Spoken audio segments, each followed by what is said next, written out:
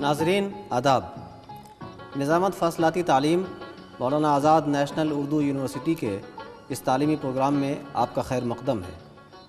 آج کا ہمارا یہ پروگرام بی اے اسلامیات کے طلباء و طالبات سے متعلق ہے، اور آج کے پروگرام کے لیے ہم نے جس موضوع کا انتخاب کیا ہے وہ ہے ہندوستان میں سیرت نگاری۔ اس موضوع پر ہم یہ جانیں گے کہ سیرت کا موضوع اور فن اور علم، جس میں رسول کریم صلی اللہ علیہ وسلم کی زندگی کے واقعات بیان کیے جاتے ہیں، اس پر ہندوستان میں کام کا آغاز کب ہوا، کیسے ہوا، کس طرح آگے بڑھا، کن لوگوں نے اس موضوع پر کام انجام دیے، کن کن زبانوں میں کام ہوئے اور ان کاموں کا معیار کیا ہے، اور کس طرح ان کاموں کو دوسری زبانوں میں منتقل کیا گیا، اور آج وہ کام کہاں تک پہنچا اور کس طرح آگے بڑھ رہا ہے۔ اس موضوع پر گفتگو کے لیے آج ہم نے اپنے اسٹوڈیو میں مدعو کیا ہے ایک بہت ہی اہم مہمان کو۔ آپ ہیں ڈاکٹر جمشید احمد ندوی صاحب۔ ڈاکٹر صاحب، اس پروگرام میں آپ کا ہم استقبال کرتے ہیں۔ سب سے پہلا ہمارا سوال یہ ہے کہ ہندوستان کا سیرت نگاری سے کیا تعلق ہے؟ سیرت اگر رسول اکرم صلی اللہ علیہ وسلم کی لکھی جاتی ہے، یہ وہ موضوع اور فن ہے، تو آپ کا تعلق تو عرب کی دنیا اور عرب کے ملک سے تھا، ہندوستان سے اس کا کیا تعلق ہے؟ آپ صلی اللہ علیہ وسلم کا تعلق ساری دنیا سے ہے، وہ کسی خاص ملک کے آدمی نہیں ہیں، چونکہ وہ ساری دنیا کے لیے مبعوث کیے گئے تھے اور ہندوستان بھی ان میں شامل ہے دنیا کے ممالک میں۔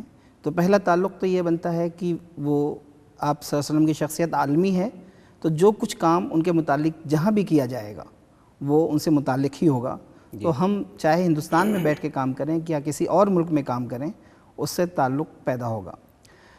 دوسری وجہ یہ ہے کہ ہندوستان میں ابتدائی عہد میں ہی صحابہ کرام، تابعین کی اچھی خاصی تعداد آئی تھی، اور اسلام کی اشاعت یا دین کی دعوت کے ساتھ ساتھ انہوں نے یقینی طور پر آپ صلی اللہ علیہ وسلم کے حالات زندگی سے بھی وہاں کے لوگوں کو روشناس کرایا ہوگا۔ ان واقعات کو سن کر ممکن ہے ان کے دل میں آپ صلی اللہ علیہ وسلم کے حالات جاننے، مزید واقفیت حاصل کرنے کا جذبہ پیدا ہوا ہو۔ یہ غالباً بنیادی وجہ ہے جو آپ صلی اللہ علیہ وسلم کی سیرت نگاری کو مرتب و مدون کرنے کا سبب بنی ہے۔ یعنی یہ ہم کہہ سکتے ہیں کہ ہندوستان کا سیرت نگاری سے تعلق بہت قدیم ہے، اور پہلی صدی ہی سے اس کا تعلق ہے؟ بالکل، پہلی صدی سے تعلق ہے، اور اس قدیم روایت کو یا اس تعلق کو ہم یوں ثابت کر سکتے ہیں کہ دوسری صدی میں سب سے پہلی کتاب لکھی گئی ہندوستان میں، وہ بھی عربی زبان میں لکھی گئی۔ ہندوستان میں کتاب لکھی گئی دوسری صدی ہجری میں، اور عربی میں لکھی گئی، اور ان کا تعلق سندھ کے علاقے سے تھا۔ سندھ اس وقت ہندوستان ایک متحدہ ملک تھا۔ سندھ جو اس وقت پاکستان کا ایک علاقہ ہے، اس وقت وہاں کے مصنف ہیں ابو معاشر نجیح سندھی، جنہوں نے سیرت پر اولین مکمل کتاب مرتب کی تھی۔ یہ تو مکمل کتاب ہے، مکمل کتاب، لیکن کام کا آغاز تو اس سے پہلے ہی بھی کام سے پہلے یقینی طور پر اس سے پہلے ہوا ہوگا، لیکن تاریخی شواہد ہمارے پاس موجود نہیں ہیں کہ ہم ان کے بارے میں کچھ روشنی ڈال سکیں۔ کیا یہ بات معلوم ہے کہ حضور صلی اللہ علیہ وسلم کی زندگی میں، جس کو ہم اسلامی تاریخ میں اسلامی کیلنڈر کے حساب سے پہلی صدی کہیں، اس زمانے میں ہندوستان میں اسلام کا پیغام آ گیا ہوگا اور سیرت کا مواد اور سیرت کا موضوع بھی آ گیا ہوگا؟ جی، یقینی طور پر، کیونکہ ہمارے تمام داعیان اسلام جو بھی آئے ہیں وہ اسلام کا پیغام اور سیرت نبوی کا سرمایہ اپنے ساتھ لے آئے ہیں، اور وہی انہوں نے انتشار اسلام کے لیے استعمال کیا ہے۔ ڈاکٹر صاحب، اسی سے جڑا ہوا ہمارا دوسرا سوال یہ ہے کہ ہندوستان میں سیرت نگاری کا آغاز کب اور کیسے ہوا؟ ابھی آپ بتا رہے تھے کہ ابو معاشر نجیح سندھی جو ہندوستان میں سیرت کے موضوع پر کتاب لکھنے والے پہلے مصنف ہیں، تو کیا یہیں سے سیرت نگاری کا آغاز ہوتا ہے، اور کس طرح ہوتا ہے اور کیسے آگے بڑھتا ہے یہ؟ ہمارے پاس جو موجودہ معلومات ہیں اس میں تو وہ معاشر نجیح سندھی سے ہی آغاز کا پتہ چلتا ہے۔ اس سے پہلے کوئی تحریری سرمایہ موجود نہیں ہے جس کے بارے میں ہم یقینی اور حتمی طور سے کہہ سکیں کہ کوئی سیرت کی کتاب لکھی گئی ہے، لیکن یہ قرین قیاس ہے کہ مسلمانوں نے اس موضوع پہ کام کیا ہوگا، کیونکہ آپ صلی اللہ علیہ وسلم سے عقیدت، محبت اس بات کی متقاضی ہے کہ ان پر کچھ نہ کچھ کام ہوا ہو۔ یہ الگ بات ہے کہ بہت سی چیزیں ناپید ہو گئیں، حالات زمانہ کے شکار ہوئی ہیں، تو بہت ممکن ہے ان میں کتب سیرت بھی شامل ہوں۔ لیکن یہ پہلی کتاب موجود ہے؟ پہلی کتاب بھی موجود نہیں ہے، اس کی روایات کتب سیرت میں ملتی ہیں۔ اچھا، یہ کتاب جس کا آپ ذکر کر رہے ہیں یہ اپنی مکمل شکل میں آج موجود نہیں ہے جی، لیکن اس کا ذکر ملتا ہے دوسری کتابوں میں؟ ذکر ملتا ہے، جو تدوین سیرت کی کتابیں ہیں اس میں ان کا حوالہ ملتا ہے، اور ابتدائی مؤلفین سیرت میں ملتا ہے۔ جی، تو یہ ہے ابو معاشر نجی، ابو معاشر نجی سندھی۔ جی، ان کی کتاب کا نام کچھ ذکر ان کی میں آتا ہے؟ کتاب المغازی، جیسا یہ کہا جاتا ہے کہ کتاب المغازی شروع میں سیرت نبوی کے لیے استعمال کیا جاتا تھا، کتاب المغازی کا لفظ استعمال ہوتا تھا سیرت نبوی کے لیے، سیرت نبوی کے لیے۔ بعد میں اس میں ترمیم ہوتی گئی، یہاں تک کہ سیرت کا لفظ آپ صلی اللہ علیہ وسلم کے لیے مختص ہو گیا تقریباً اصطلاحی طور پر، کہ جب بھی ہم سیرت کا لفظ بولیں گے تو اس سے مراد آپ صلی اللہ علیہ وسلم کی سیرت ہی ہوتی ہے، کسی دوسرے کی سیرت نہیں ہوگی۔ جی، ابو معاشر نجی کی کتاب کا نام تھا کتاب المغازی۔ کتاب المغازی۔ یہ تو پہلے مصنف ہیں۔ اس کے بعد اس زمانے میں اور بھی ذکر ملتا ہے؟ نہیں، اس کے بعد کئی صدیوں تک خلا پایا جاتا ہے، مطلب تقریباً 3-4 صدیوں تک کوئی کام نہیں ملتا ہے، تاریخی شواہد سے ثابت نہیں ہوتا ہے۔ جیسا کہ میں نے عرض کیا، کام یقینی طور پر ہوا ہوگا لیکن ثبوت نہیں ملتے ہیں۔ کیا اس کی وجہ یہ ہے کہ شروع کے دور میں جب مسلمان اسلام کا پیغام لے کر ہندوستان میں آئے اس کے بعد آنے کا سلسلہ گھٹ گیا؟ نہیں، گھٹا نہیں ہے، چلتا رہا ہے، اور اس کے علاوہ اب آنے کی ضرورت ہی نہیں باقی رہ گئی تھی، کیونکہ یہاں اچھے خاصے تعداد میں لوگوں نے اسلام قبول کر لیا تھا۔ تو اسلام کا پھیلاؤ تو شروع ہو چکا تھا، اور وہاں کی کتاب کی تعریف شروع ہو چکا تھا، لیکن تاریخی شواہد نہیں ثابت کرتے ہیں کہ ہمارے پاس اس زمانے کا کوئی سرمایہ موجود ہے، اور تقریباً 3 صدیاں 4 صدیوں تک، بلکہ 8ویں صدی میں جا کر ہمیں قصیدے ملتے ہیں جو مدح پر لکھے گئے ہیں، اور طویل 8ویں صدی میں، 8ویں صدی ہجری، 8ویں صدی ہجری۔ تو یہ مصنف ہمارے دوسری صدی یعنی تقریباً 600 سال تک کوئی سرمایہ ہمارے پاس موجود نہیں ہے۔ اچھا جی، لیکن یہ قرین قیاس نہیں ہے کہ کوئی کتاب، کوئی قصیدہ، کوئی چیز لکھی نہ گئی ہو، اور تدوین کا کام مکمل ہو چکا تھا دوسری صدی میں، عالم اسلام میں بھی، ہندوستان میں بھی۔ تو اس کے بعد ہندوستان میں سیرت پر کام کا ذکر کب سے ملتا ہے اور کون کون سے کام ہیں؟ اس کے بعد 8ویں صدی میں ملتا ہے ہمیں، اور وہ قصائد کی شکل میں ملتا ہے، کتاب کی شکل میں نہیں ملتا ہے۔ قصائد کا مطلب تعریف، مدح، جو شاعری کی قسم میں قصیدہ، جی، گویا رسول صلی اللہ علیہ وسلم کی شان میں قصیدے کہے گئے، قصیدے کہے گئے، اس میں حضور کی زندگی بیان کی گئی۔ جی، ان میں سے قاضی عبد المقتدر صاحب ہیں، احمد تھانیسری ہیں، ان لوگوں نے بڑے لمبے لمبے قصیدے کہے ہیں جس میں آپ صلی اللہ علیہ وسلم کی زندگی کے بعض پہلوؤں کو ابھارا گیا ہے۔ جی، پھر اس کے بعد یہ تسلسل تھوڑا سا کم ملتا ہے، اور غالباً اس کی وجہ کیا ہوگی اس کے بارے میں کہنا ہمارے لیے مشکل ہے، لیکن اس کے بعد جو کتابوں کا سلسلہ یا سیرت پہ تصنیف کا سلسلہ ملتا ہے تو شہاب الدین دولت آبادی ہیں، شیخ محمد یوسف دہلوی ہیں، زین الدین علی ملباری ہیں، قاضی جو کیرلا کی طرف کا، قاضی جمال الدین احمد صاحب ہیں، شیخ عبد الوہاب بخاری ہیں، شیخ عبدالاول جونپوری ہیں،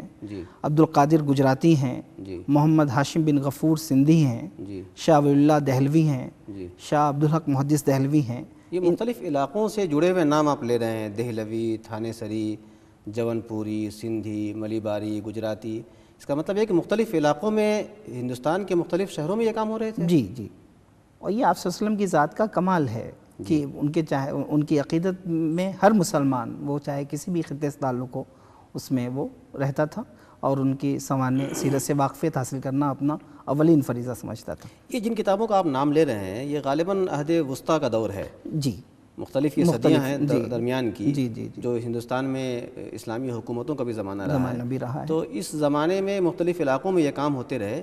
یہ کن زبانوں میں کام ہوتے رہے ڈاکٹر صاحب؟ یہ اس زمانے میں تو زیادہ تر علمی کام تو عربی میں ہوا ہے، فارسی میں بھی کچھ کام ہوئے ہیں۔ آپ نے جن شخصیات کے نام لیے ان کے کام زیادہ تر عربی میں ہیں، عربی زبان میں۔ عبدالحق محدث دہلوی کا کام فارسی میں ہے، مدارج النبوہ کے نام سے، جس میں شیخ عبدالحق محدث دہلوی، جنہوں نے ہندوستان میں حدیث کے سلسلے کو آگے بڑھایا۔ کس صدی کی شخصیت ہیں؟ یہ 11ویں صدی کے جی، ان کا کام فارسی زبان میں۔ جن کے نام آپ نے لیے، جو اور بھی کچھ نام ہیں جن کے کام ہیں؟ ان کے علاوہ بھی ان کی کتابیں کیا موجود ملتی ہیں؟ نہیں، کتابیں تو کسی کی موجود نہیں ملتی۔ پھر کیسے مانا جائے کہ انہوں نے کام کیے ہیں؟ اس تاریخ جس طرح ہم دیگر چیزوں کا ہمارے پاس ثبوت ہے، تسلسل کے ساتھ ہمارے پاس اطلاع آ رہی ہے، تاریخی شواہد کے ساتھ اسے بیان کیا جا رہا ہے، تو ہم مانتے ہیں جس طرح احادیث کو ہم نے استناد کے شکل میں پرکھا ہے تو وہ سلسلہ کبھی منقطع نہیں ہوتا ہے۔ یعنی ان شخصیات کے جو تذکرے لکھے گئے، ان کی سوانح لکھی گئی، ان میں یہ بات بتائی گئی کہ انہوں نے کتابیں لکھی یہ لکھی ہیں جی، تو ان پہ یقین کیا جائے گا۔ ان میں سے کچھ کام تو موجود ہوں گے اب بھی، یا کچھ بھی موجود نہیں ہے؟ شاہ ولی اللہ کے کام شاہ ولی اللہ صاحب کا کتاب قصیدہ موجود ہے ان کا، بلکہ کئی قصیدے موجود ہیں، مدارج النبوہ بھی موجود ہے، جی جی، اسی طرح تھانہ سری کے اور مقتدر صاحب کے قصائد بھی موجود ہیں، لیکن کتاب جو ہے کتاب موجود کیا ہے۔ آپ کی مراد یہ ہے کہ ان میں سے کچھ کام ابھی مخطوطے کی شکل میں لائبریریوں کے اندر موجود ہے، عام نہیں ہوئے ہیں؟ کچھ چیزیں ایسی بھی ہیں، کچھ چیزیں بھی ایسی بھی ہوں گی جی، لیکن زیادہ تر چیزیں ایسی ہیں جو ابھی عام نہیں ہو سکی عام نہیں ہو سکی ہیں، کہ ذخیرہ ملتا ہے بس۔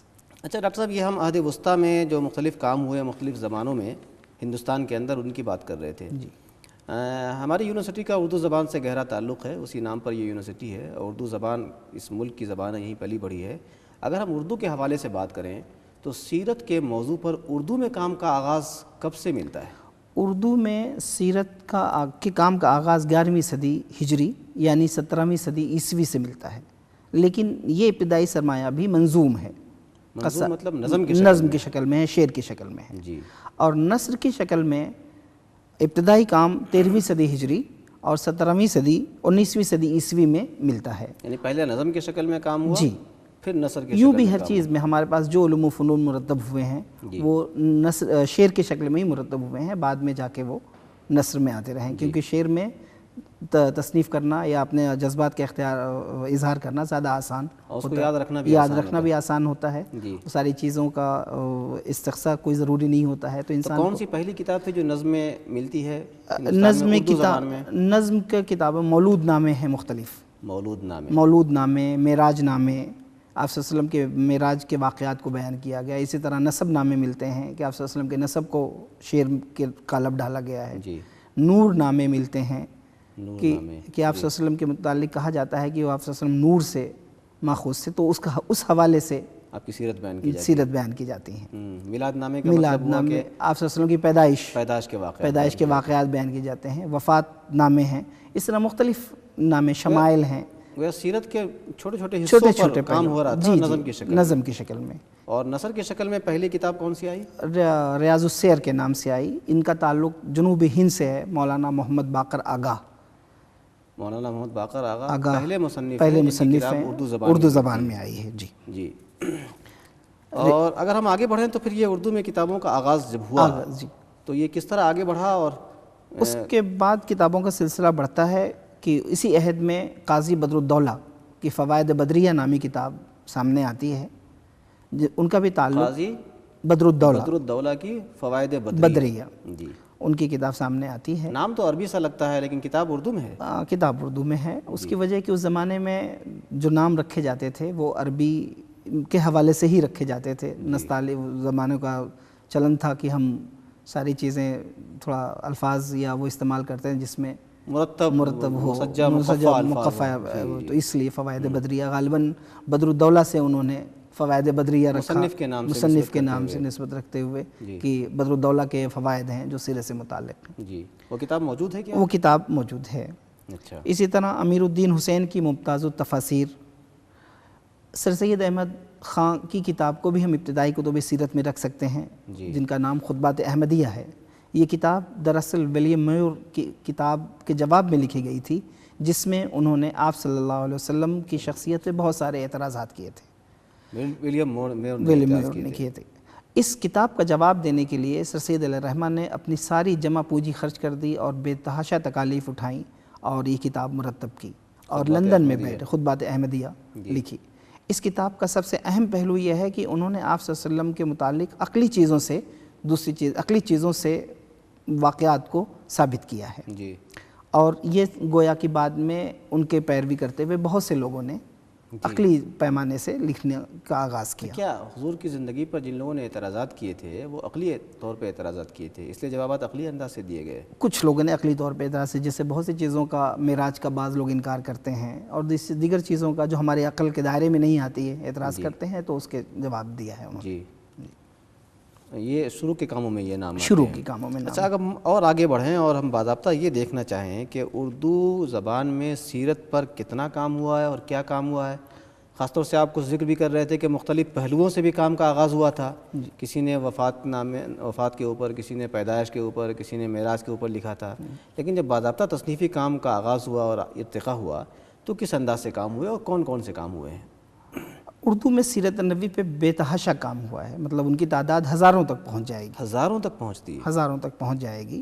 میں اس میں تمام مولود نامے، میلاد نامے، وفات نامے یہ سب شامل ہیں، لیکن مستقل کتب سیرت کی بھی تعداد اچھی خاصی ہے، کم سے کم 1000-1500 تو یقینی طور پر پہنچ جائیں گی، مستقل سے مراد جو پوری جو سیرت پوری لکھی گئی سیرت ہے۔ حیات کو، سیرت نبوی کو بیان کرتے ہیں۔ جی، سیرت نبوی کے کام، سیرت نبوی سے متعلق جو ہندوستان میں کام ہوا ہے وہ اس میں بہت ہی تنوع پایا جاتا ہے۔ جی، اسے ہم کئی زمروں میں تقسیم کر سکتے ہیں، جیسے مکمل حیات نبوی، جی، اس میں شروع سے آخر تک بیان کیا جاتا ہے، آپ کی پیدائش سے لے کر وفات تک بیان کیا جاتا ہے۔ ابھی حال میں ہی جناب محمد عارف گھانچی صاحب کی کتابیات سیرت سامنے آئی ہے، جس میں انہوں نے 1980 کے بعد شائع ہونے والی کتابوں کا ذکر کیا ہے۔ ان کی تعداد 1000 سے زیادہ ہے اس کتاب میں، صرف 1980 کے بعد جو کتابیں لکھی گئی ہیں۔ جی، تو یہ ہے۔ اس میں اگر ہم یہ جاننا چاہیں، آپ بتا رہے تھے ابھی کہ مختلف پہلوؤں سے کتابیں لکھی گئی ہیں، کس کس انداز سے لکھی گئی ہیں اور کون کون سی کتابیں ہیں؟ اب مختلف پہلوؤں سے تو ایک تو مکمل سیرت نبوی ہے، جیسے سیرت النبی علامہ شبلی کی رحمۃ للعالمین، قاضی منصور سلیمان پوری کی، نبی رحمت مولانا علی میاں کی، الرحیق المختوم مولانا صفی مبارک پوری صاحب کی، محسن انسانیت نعیم صدیقی صاحب کی، وغیرہ۔ لیکن ہم جب تقسیم کریں گے تو ایک تو وہی ہے جو اس کا ذکر بار بار آ رہا ہے کہ مولود نامے، معراج نامے، ان سب میں۔ دوسری تقسیم وہ ہوگی جس میں معاندان اسلام پر جنہوں نے شکوک و شبہات کا اظہار کیا تھا ان کے رد میں کتابیں لکھی گئیں، جیسے سر سید علیہ الرحمٰن نے ولیم موئر کی کتاب لکھی، یا قاضی ثناء اللہ امرتسری نے ریشی منی کے نام سے کتاب لکھی۔ تیسری تقسیم یہ ہو سکتی ہے کہ عربی زبان سے ترجمہ کی جانے والی کتابیں اردو زبان میں، اس میں قدیم کتابیں بھی شامل ہیں، جیسے سیرت ابن ہشام کا ترجمہ ہو چکا ہے، اردو میں موجود ہے، زاد المعاد کا ترجمہ ہو چکا ہے، کتاب الوفا ابن جوزی کا ترجمہ ہو چکا ہے۔ یہ قدیم کتابیں ہیں، ان کے علاوہ اور دیگر کتابیں بھی ہیں۔ زمانے حال میں جو عربی میں کتابیں لکھی گئی ہیں اس میں حسین محمد ہیکل کی حیات محبت بہت مشہور کتاب ہے، اس کا ترجمہ ہو چکا ہے اردو میں۔ تو توفیق حکیم ایک مصری مؤلف ہیں جنہوں نے ڈرامے کی شکل میں آپ صلی اللہ علیہ وسلم کے حیات طیبہ پر قلم اٹھایا ہے، اس کا نام محمد رکھا ہے، اس کا بھی ترجمہ ہو چکا ہے۔ تو اس طرح متعدد کتابیں کا ترجمہ ہو چکا ہے۔ اب تیسری چیز اس کے برعکس اگر ہم دیکھیں کہ اردو میں کتابیں لکھی گئی ہوں، دوسری زبانوں میں ترجمہ کیا گیا ہو؟ ہاں، اردو کی بعض کتابوں کا عربی زبان میں ترجمہ ہوا ہے، جیسے علامہ سید سلیمان شبلی نعمانی اور سید سلیمان ندوی کی سیرت النبی رحمۃ للعالمین کا ترجمہ عربی میں ہو چکا ہے، اور قاضی ہو چکا ہے۔ عربی کے علاوہ اور بھی زبانوں میں ترجمے ہوئے ہوں گے؟ ترجمے یقینی طور پر انگریزی میں ہوئے ہیں، انگریزی اور فرانسیسی سے اردو میں ہوئے ہیں، جیسے قاضی ڈاکٹر حمید اللہ صاحب کی کتاب، بہت مشہور کتاب، انہوں نے فرانسیسی میں لکھی تو اس کا انگریزی، اردو، عربی سب زبانوں میں ترجمہ ہوا۔ کس نام سے وہ کتاب ہے؟ محمد رسول اللہ۔ محمد رسول اللہ، جی، اس کے نام سے۔ ایک تقسیم باعتبار زبان و ادب بھی ہو سکتی ہے کہ آپ صلی اللہ علیہ وسلم کی پوری زندگی کو خالص ادبی انداز میں بیان کیا گیا ہے، اس میں ادب کی چاشنی پائی جاتی ہے۔ اس میں سب سے اہم کتاب در یتیم ہے، آپ اس کتاب کو پڑھیے اور سر دھنیے اس کے اسلوب پر، ادبی اسلوب کے ساتھ۔ اسی طرح علامہ سید سلیمان ندوی کی خطبات مدراس ہے، اس میں انہوں نے آپ صلی اللہ علیہ وسلم کے مختلف پہلوؤں پر لیکچر دیے تھے جو مدراس میں دیے تھے، وہ خطبات مدراس کہلاتے ہیں۔ اس میں بھی جو اسلوب بیان ہے وہ اتنا دل نشین ہے کہ آپ چھوڑ نہیں سکتے ہیں ختم کیے بغیر۔ مولانا عبد الماجد دری آبادی کی زباندانی سے انکار کیا جا سکتا ہے، انہوں نے بھی بڑے ادیب ہیں، انہوں نے بھی خطبات جو دیے ہیں اس میں بھی بہت ہی اسلوب کی دلکشی پائی جاتی ہے۔ ایک تقسیم یوں کی جا سکتی ہے کہ وہ رسائل جنہوں نے اپنے خاص نمبرات نکالے ہیں اور اس کی ابتدا بہت زمانے سے ہے، شروع سے، اس میں سے سب سے اہم مقام و مرتبہ نقوش رسول نمبر کو حاصل ہے۔